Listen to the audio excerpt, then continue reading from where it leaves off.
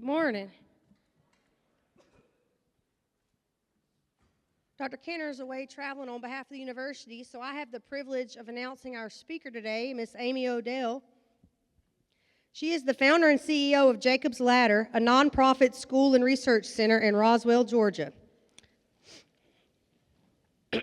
Leading healthcare innovator and global pioneer in special needs education, neurobiology, and development, Amy gives people with neurobiological delays or disorders a clear path to hope, healing, and transformation amidst the obstacles they face. Her groundbreaking methodology, the interpersonal whole body model care model, harnesses the extraordinary ability of the brain to heal and develop new capacities at any age. Amy's greatest passion is to help provide restoration and uncover a potential most would overlook. And I grew up in Toccoa, right across the river. My grandfather was a big UGA fan. So I was raised, and it was ingrained in me to not like the purple and the orange. But that is where Miss Amy hails from, and we'll forgive her for that today. But she received her undergrad from Clemson University in 1988 with a BS in Therapeutic Recreation, Activity Therapy, and her master's in Education and Counseling and Guidance Services in 1992. Truett-McConnell University, please join me in welcoming Miss Amy Odell.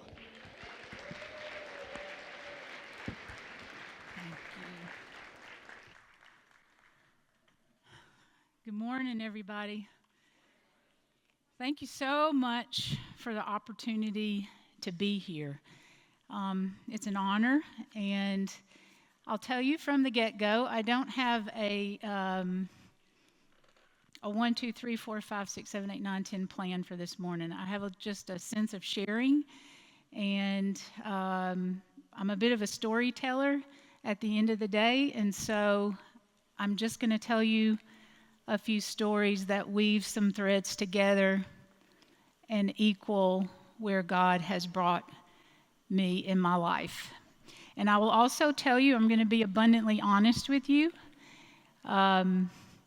Your walk with the Lord thus far might be a bit cleaner and more straightforward than the one that I had when I was your age and beyond. But I think I'm here to tell you the truth, and so I'm going to do that. Jacob's Ladder will be the end of the story, and I'll tell you why that matters so much to me. And I love the last song that we sang, Calling on the God of Jacob, the God who fulfilled the promises of Jacob. My son's name is Jacob, and the name Jacob's Ladder is based on the scripture in Genesis 28. But at the time that I named it Jacob's Ladder, I didn't even know what Genesis 28 said, to be honest with you. So here's a bit of my story. I did graduate from Clemson University, undergraduate as well as graduate. I grew up in a family. My mother was an organist in a large church in Madison, Georgia. My father was a deacon, so I grew up in the church, and I had reverence for God. But the God that I had reverence for felt very separate from me. I thought of a God out there, and then I thought of myself as separate. And I think at the root of that, I must not have thought that I was worthy enough to believe that an omnipotent and an omniscient God would care about me. And so I lived most of my young adulthood in that belief system. So no disrespect to God. I did have reverence for God. I went to church a lot of my even young adulthood, but when I went to Clemson University, I wasn't in an environment that you're in, so I look to you and I say, my goodness, you're so fortunate to be fed on a daily basis. But I wasn't fed on a daily basis in God's Word in college. I kind of went a different route and did my own thing, and I was into sports and I was into this, and I was just living my life separate from the Lord. And then when I graduated from college, I did not confer with the Lord. I did not pray about my romantic relationships, who I dated, who I married, what job I should take. I was just on my track. And I was a hard worker, always have been. But I would also tell you that the root of a lot of my own personal struggle was around these perfectionistic tendencies that I had, or striving, or think that I had to earn love and approval. But I would be honest to say I don't even think I was thinking about God's love and approval. I think I was thinking about people's love and approval. So I would say to you, if you ever find yourself in a season where you're looking for acceptance and belonging and approval outside of the Holy Father's approval, it is a bottomless pit. And I hope you don't waste as much time as I did seeking for that. Easy to say, hard to do, because we all crave belonging, but it needs to be belonging rooted in the love of the Father first, so that we're full, and then we look to others for relationship. But I didn't understand that, so I wasted a lot of time. I put myself through a ton of pain. I won't go into all those stories, but self-inflicted pain based on ignorance, I think. When I married, I had two children. I have a daughter whose name is Aubrey. She's now in her 30s. I have a son whose name is Jacob, and he's 28 years old. He'll be 29 in 2 months. Aubrey was, if anything, a child who excelled. She was ahead of the curve, and I got very used to parenting a daughter who was ahead of the curve. In my second pregnancy, it was a high-risk pregnancy, and it was very, very touch and go. Not much about it was normal. In and out of the hospital, bed rest, a lot of fear, a lot of tests. Nothing really prepares you for that when you're about to be a new parent. And when Jacob came along, he had so many struggles. He had physical struggles, he had heart complications, he had a lot of struggles. As he went into the first year of his life, I was still working. I had gotten a job up in Rabun County. I was up there for about 15, 18 years. And I was director of a child and adolescent psychiatric unit in Rabun County called Woodridge Hospital when Jacob came along. So I was still working. He was an infant. And all I can say is at that point in time, in that first 2 years of life, if there was a struggle to be had, it seemed like he had it. Visual issues, cognitive issues, lack of language, gross motor milestones. He couldn't sit up on his own. He couldn't stand on his own. So there was this one day, I continued to drop him off at the Methodist Church preschool in Clayton, Georgia, and then go on to work. And I think the Lord was doing something in my heart already, because I was already feeling like what I was doing wasn't working, and it wasn't going to be what I would be doing for much longer, but I didn't know what that meant. I dropped him off at preschool. He was unable to sit up on his own, and he was about 2 years old.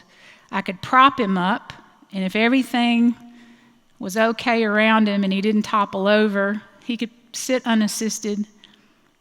But all the other kids were running around him, playing and picking up blocks, but he was just trying to maintain what I call homeostasis, just to be able to sit and to process what was going on around him.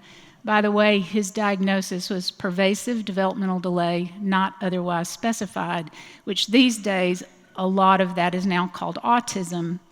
I don't think of him as a child with what I call classic autism.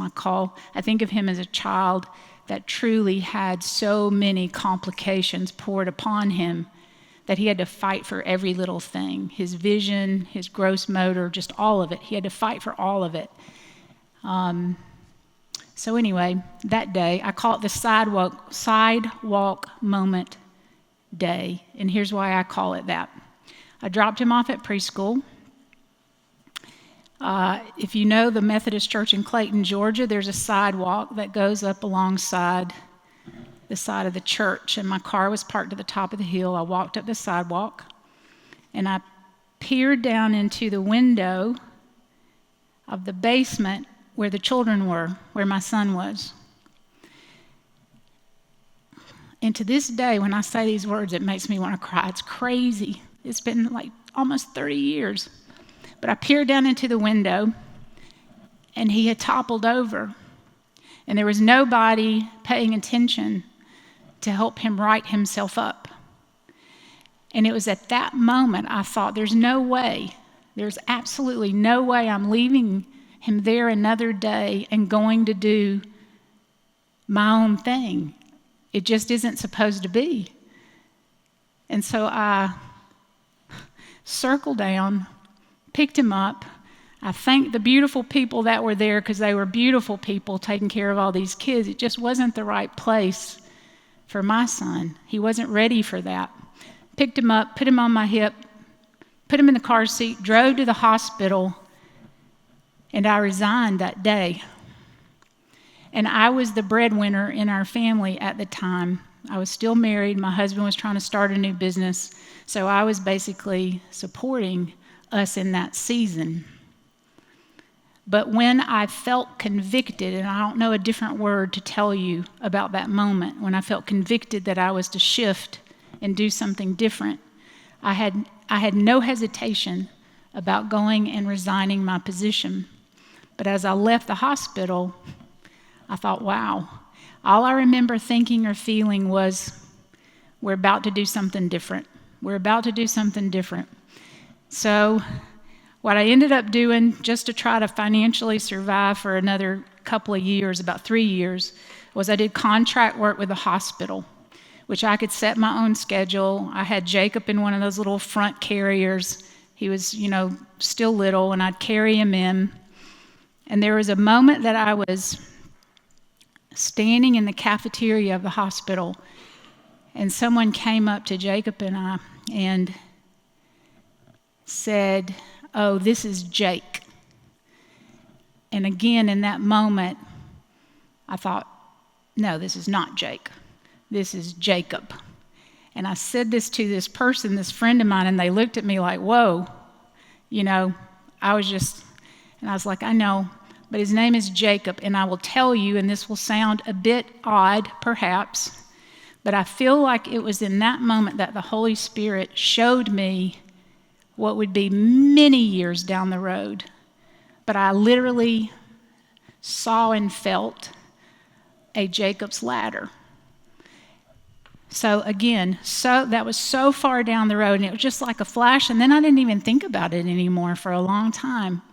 But what I did do is I started reading, and I started researching, and I started to understand more about the brain, and understanding the principle of neuroplasticity, and that the brain grows and develops and changes based on the moments of the day and the stimulation of the day, and quiet some of these patterns down and build some of these patterns up. And my heavens, it was so amazing to just watch, because what I ended up doing is working with Jacob for about 8 hours a day from that moment of the sidewalk moment, literally until he was 14 years old.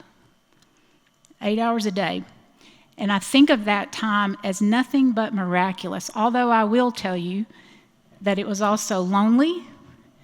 I remember lying down on the floor next to him while I was trying to teach him how to crawl and roll over and sit up and keep us both motivated, and we were alone, and I was very focused. But I also remember feeling sad and depleted and all kinds of other things. Both things were true. And I've felt that again and again and again in my life, that sometimes I think as Christians we think that we're supposed to put out something that's different than what we're experiencing on the inside.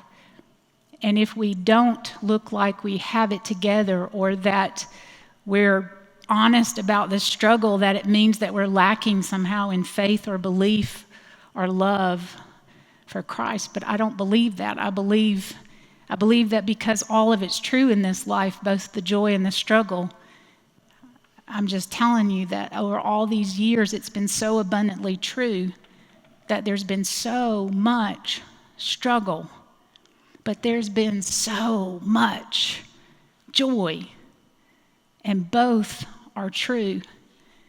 And what I didn't realize then, But thank God I realize now is I was being held just as tightly when I was lying down on the floor next to him in tears, thinking I was alone, but I wasn't. I was always held. I just didn't realize it, but I was always being held and protected. Otherwise, I wouldn't be standing here, frankly. And that's the truth. So we're working. In the meantime, my marriage falls apart. I would take most of the blame for that, to be honest with you again. I don't think I knew how to be a good wife. So I'll leave it there. But I was given a whole lot of dedicated time to my boy and doing the absolute best I could to love my daughter at the same time and financially support us. And so it was a good bit to carry. There was a point that the hospital closed down where I worked. And it was that point in time that I felt like, okay, I started to feel or see something that I thought would be Jacob's Ladder, but I knew that it would not be, that I could build this place, this organization where I lived in Rabun County. And so I moved the kids to Atlanta, Georgia. I didn't know a single soul in Atlanta, Georgia. I didn't want to live in Atlanta, Georgia. I was terrified to be there. But we went, and I had to live on borrowed money. I borrowed money from my parents. We rented an apartment. I had learned enough in those 3 years working with Jacob that I felt like I could help other people. So I went around this area in Atlanta, Dunwoody is where it is, and I was hanging up these paper flyers all over the place to have a free seminar for parents. And people started to come. It might be one person, it might be 5 people. I think the most people that ever came at that point was maybe 20 people. But every time someone came and their child needed help, I knew just enough to be a bit helpful, because that was at the beginning of my career. And I started working with other people's children. I hired my first 2 teachers. This was about in 1999, 2000. Someone gave me a space in a shopping center for 1 year. They said, you can have this. Again, remember, 2 small children, working with Jacob 8 hours a day, trying to make enough money to pay the 2 people that work for me, pay myself enough for us to live. So when I say we had very little, we had very little, but we had enough. We kept working. The promise for the person who gave me the space for a year was 1 year, and he was true to his word. At 1 year, we needed to move out.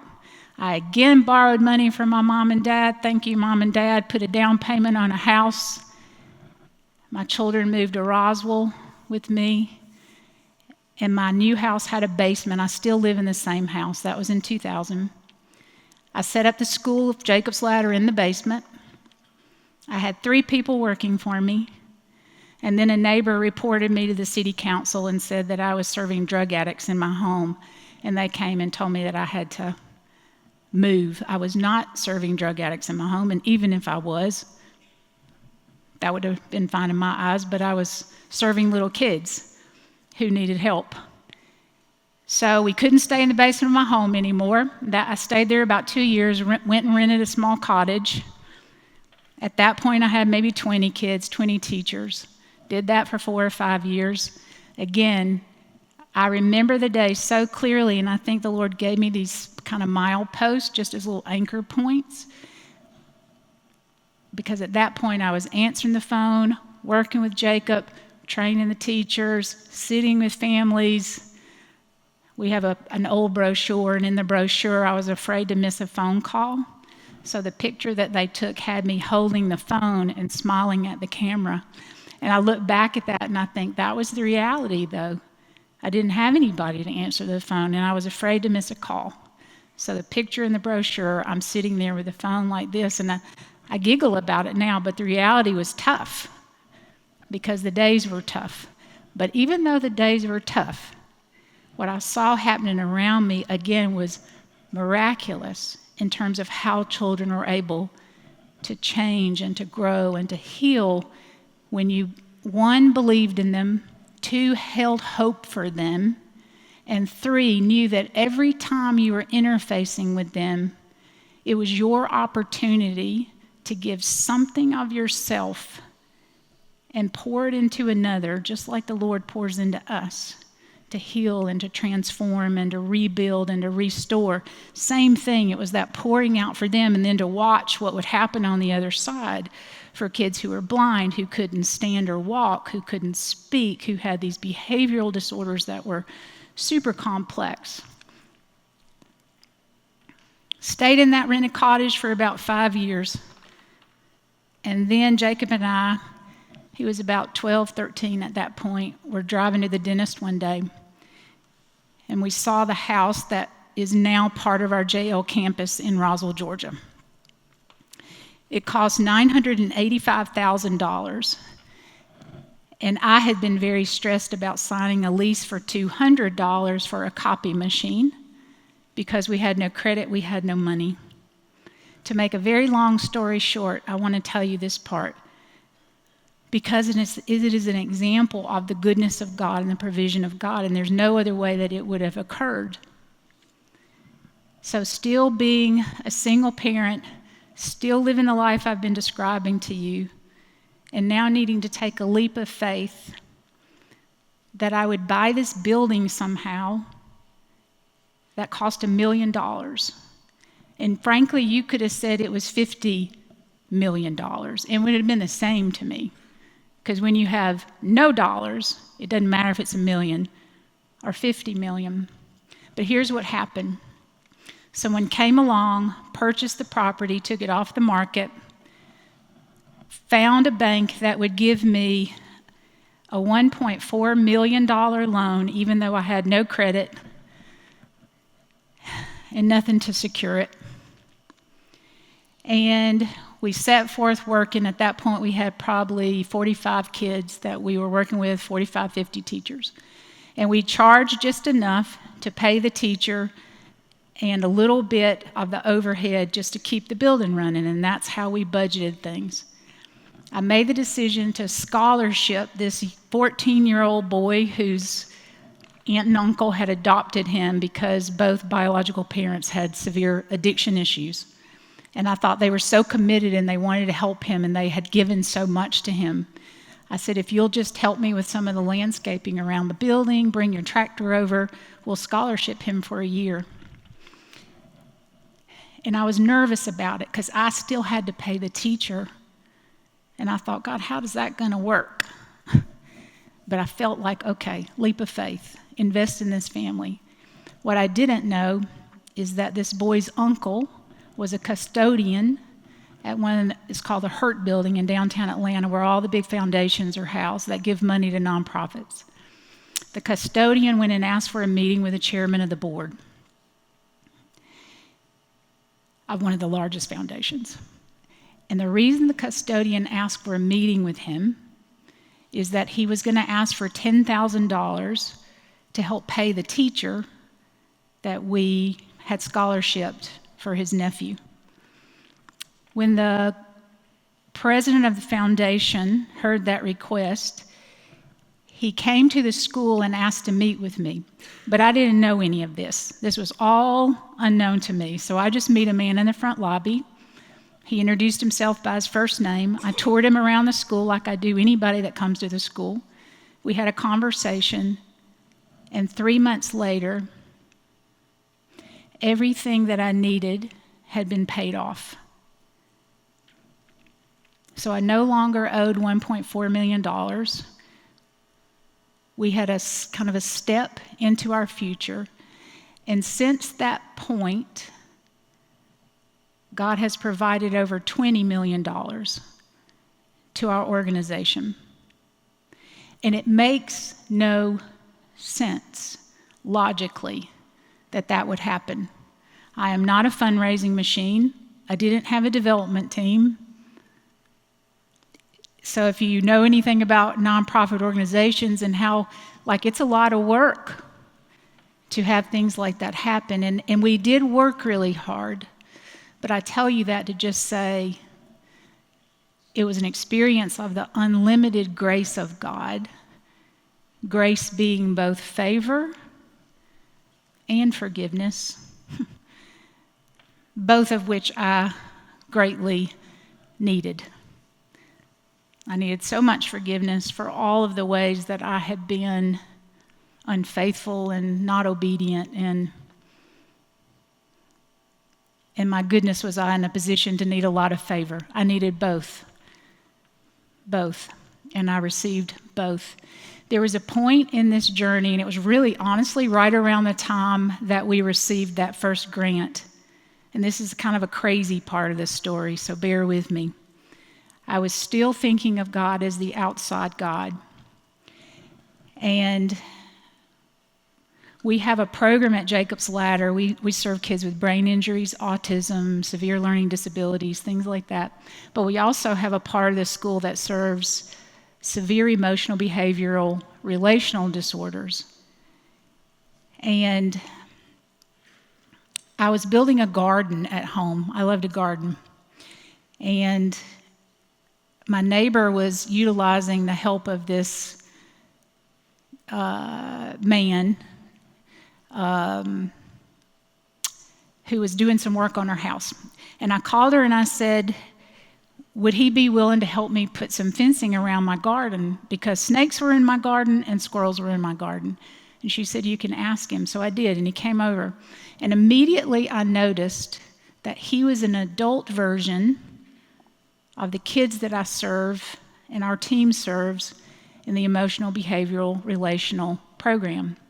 He had grown up in foster care, tons of abuse, reactive attachment disorder, long history of addiction, just a very tough history. And you could feel it when you were with him, just you could just feel the unsettled nature in him. But I spent a lot of time out in that garden with him as we were building a big cage around the garden. And here's what happened. Even though he had all of those things going on that felt unsettled, and maybe even a little unsafe, if I were to be completely honest, he immediately started chipping away at all the things that I held that I would now call hypocrisy in my own life, which was painful. It was painful and it was humiliating, and it was coming from someone who didn't have a lot of personal warmth or kindness, so when he was going to shoot you an arrow, he shot you an arrow. So pride, self-sufficiency, selfishness, perfectionism, whatever it was that he was it was almost like, you know how the Bible talks about the pruning process?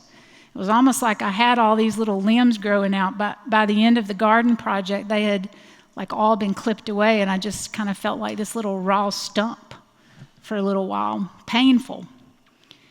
But what he did do, actually, that was all very important for me, and I think God knew I was just stubborn enough that I had to have somebody come with a big pair of clippers and just chop it up. I think that's true. I think it's true. I'll know when I get to heaven, but I think that's true. But another thing he said to me is, he kept asking, what church do I go to? And I was going to this other, a church.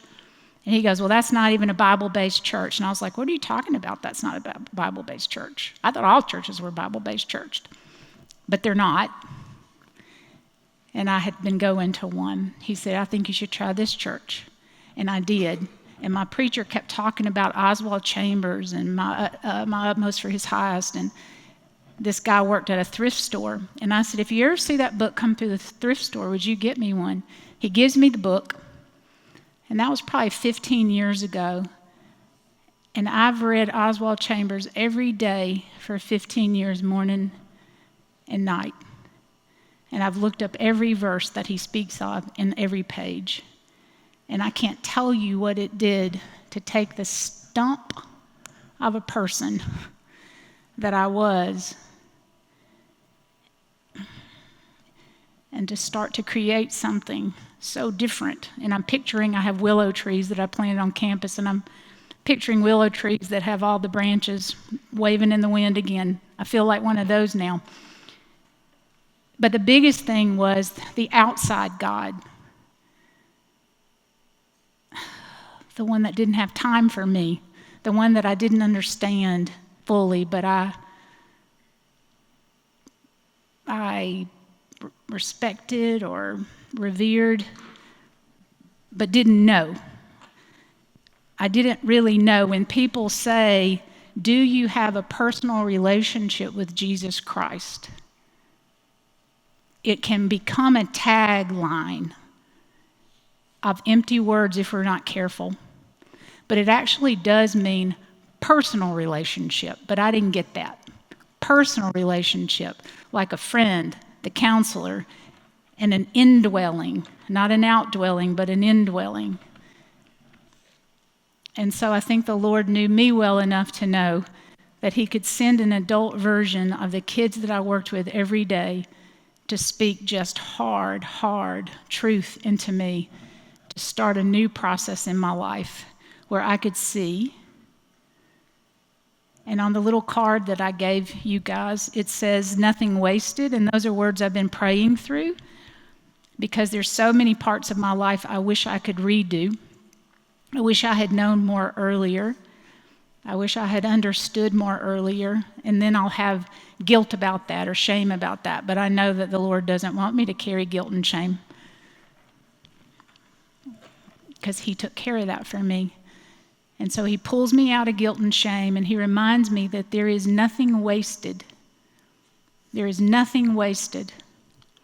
So when I think back about the mistakes, I think back about sitting on the floor with Jacob, I think about the things that I learned in working with him, and then I think about where we are now. Here's a tie-in to Truett McConnell. So after 30 years of work in the field, I think we are a leader in the field. I think we have some of the most innovative approaches to understanding the brain, mapping the brain, seeing images of the brain, taking the social structure. The method that we've developed is called interpersonal. It's whole brain model of care.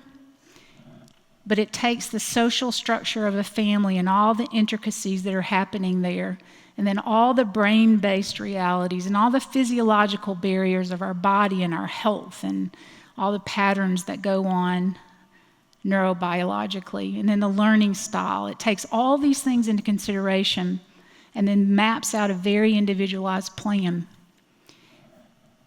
And I felt very led to build all of this into a computerized digital platform that we now call Ahava.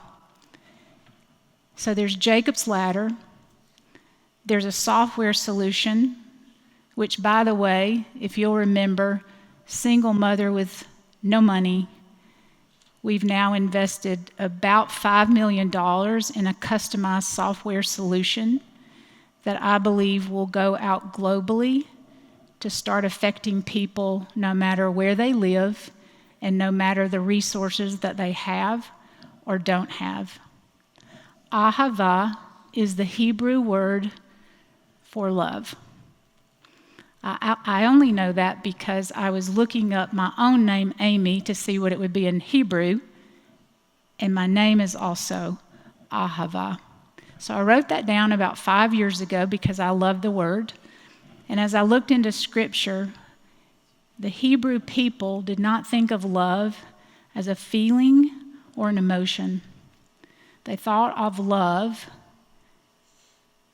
as the will, kind of the soul and the will of a person that makes decisions. And because at the core of who we were built for God's love, if your ahava is focused on God and on what is good and true, you're going to go through with such power to accomplish His way and His will for your life. And now I know that.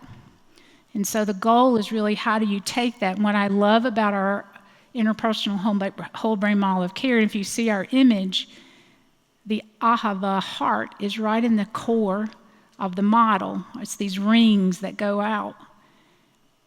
And that matters because for every single person that we will interface with as Jacob's Ladder and Ahava in the future, we first step in to recognize the ahava of the person that we're dealing with, because no matter how difficult their situation may be, the same ahava that's in me is in them.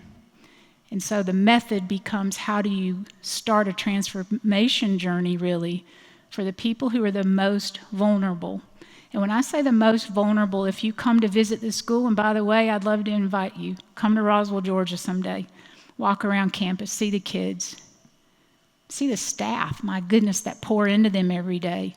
They come in every day, and one of our things is you put aside the troubles of your own life, you empty yourself of those things, and you ask God to just fill you so that when you're in front of someone who's even more vulnerable than you might feel, that you still have what you need to pour into them. So I invite you, seriously invite you to come there. But the interface with Truett McConnell. People used to tell me, well, until you get this validated, you need to go to this university and that university, and you need to see if they'll partner with you on research. And I thought, I don't think God intends me to go knocking on the doors of a lot of random universities to try to convince them that we have something important. So I meet Dr. Canner. He came to campus and spent a whole day. And I thought, oh my goodness, something really powerful is in this conversation and in this meeting. And then he brought Marty Carnes.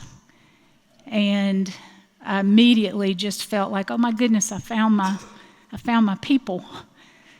It just felt like that immediately. And then I was introduced to Dr. Haynes and Dr. Black, who are just these brilliant PhDs, which I don't have, by the way. And I had been praying about, well, Lord, how in the world are you going to bring someone who's Harvard trained, Emory trained? How are you going to help me with this so that I don't feel like I'm trying to convince someone who's not interested in this?